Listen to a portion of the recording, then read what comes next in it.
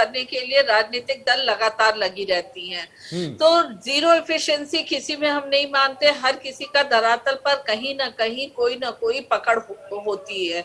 और हमारी रणनीति बनेगी तो जो भी हमारे साथ आके चुनाव लड़ना, अभी वो चाहते थे कि हमारे राष्ट्रपति प्रत्याशी को वोट दे तो उन्होंने दिया, आगे वो चाहेंगे कि हमारे साथ आके लड़ेंगे और हम भी समझेंगे कि भुवन जी से भी सवाल। भुवन जी, आप कुछ कहना चाह रहे हैं, फिर मैं अरविंद जी आपके पास आऊंगा।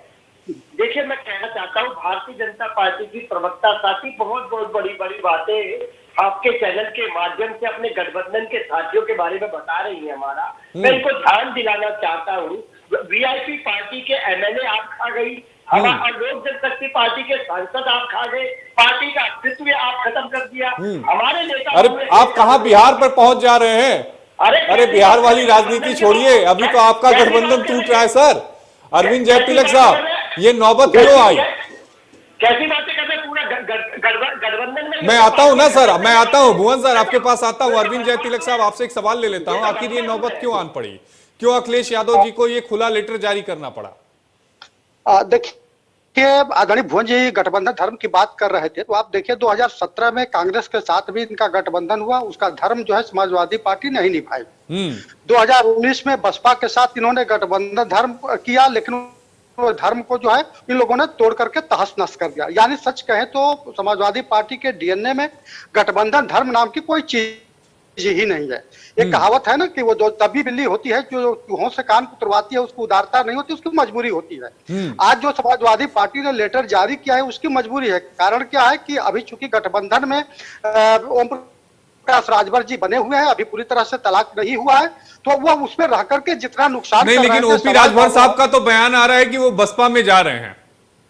हाँ, वो तो अभी चूंकि वो कहा जाता है कि राजनीति जो है मौके की मोहताज होती है, तो वो चूंकि बसपा के बहुत पुराने साथी भी रह चुके हैं और साथी तो वो बीजेपी के भी पुराने रहे हैं। हाँ, वो कहते हैं ना कि जुदा होने के डर से कोई दिल लगाना छोड़ नहीं देता है, तो वो दिल तो लगाएंगे ही, कहीं ना कहीं तो वो दिल लगेगा। उन्होंने ये अभी कहा कि पहले निकाह होगा। अरविंद जी, क्या ये माना जाए कि ये जो पार्टियां हैं, चाहे वो राजभर साहब की पार्टी हो, चाहे शिवपाल जैसे नेता हो, ये सत्ता के करीब ही रहना चाहते हैं क्या? देखिए, ये भारतीय राजनीति में आप पूरा इतिहास उठा करके देख लिए, छोटी पार्टियां अगर 5 साल से अधिक सत्ता से बाहर रहती वो मर जाती हैं। उस तरह से जैसे पानी के बिना मछली जीवित नहीं रहती है, और उनकी जो है जनता में भागीदारी, नुमाइंदगी या स्वीकार्यता तभी तक रहती है जब वो सत्ता के करीब होते हैं। क्योंकि 2018 में ओम प्रकाश राजभर जी भाजपा से अलग हुए थे कुछ मुद्दों पर, चाहे सामाजिक न्याय का हो या जो शराबबंदी को लेकर तमाम उनके इश्यू थे। उन्हें लगा कि नहीं, 5 साल बाद जो है समाजवादी पार्टी आ जाएगी, ताकि वो अपना करवट बदल दिए समाजवादी पार्टी का। अब उन्हें लग रहा है आजमगढ़ और रामपुर में चुनाव में जिस तरह समाजवादी पार्टी की हार, उन्हें लग रहा है कि समाजवादी पार्टी के लिए सत्ता और सिंहासन जो है बहुत दूर की कौड़ी हो गया है। ऐसे में उन्हें लगता है कि भारतीय जनता पार्टी के साथ मिल करके जो है एक तो सत्ता का भोग भी लगा। क्या उन्हें इस बात को लग रहा है क्या कि समाजवादी पार्टी चाहे रामपुर चाहे आजमगढ़ के उपचुनाव जो हुए थे लोकसभा के, वहां पर अपने गढ़ को नहीं बचा पाई, तो 2024 को लेकर वो उन्हें लग रहा है कि वो दूर की कौड़ी होगी समाजवादी पार्टी के लिए, इसलिए शायद वो बीजेपी की तरफ या बीएसपी की तरफ जा रहे हैं? बिल्कुल आप सही कह रहे हैं। देखिए, कोई भी जो एक राजनीतिक करने वाला जो शख्सियत होता है, वह राजनीतिक आकलन करता है, और जिस तरह से सांगठनिक ढांचे के तौर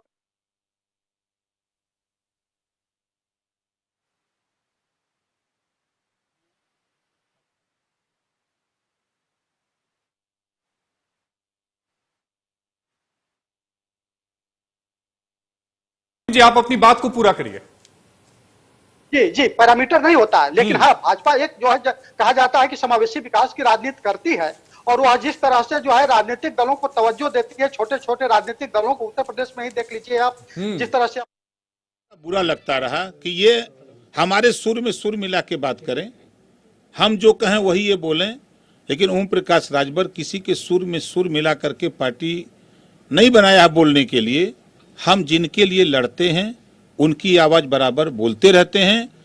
आज भी मैं कह रहा हूं, समाजवादी पार्टी में आज के तारीख में जो हमने 22 का चुनाव में देखा, ना तो कश्यप को टिकट देने के लिए उनके पास है, ना तो पाल प्रजापति को हिस्सेदारी देने को है, ना राजभर को हिस्सेदारी देने की बात है। अगर मैं सीट गिनवा दूं उनका, मैं कहता रहा, लड़ता रहा, यही उनकी है जो आज उन्होंने तलाक दिया है, हम उसका स्वागत करते हैं। और ओम प्रकाश राजभर, हम मिले योगी से किसी समस्या के लिए तो बहुत गुनाह है, और अखिलेश जी या माननीय मुलायम सिंह जी यादव मिले तो बहुत अच्छा है। वो तो दूध का दूध पानी का पानी सामने आएगा कि कौन क्या कर रहा है। 24 के चुनाव आते आते फाइनल हो जाएगा, देख लीजिएगा।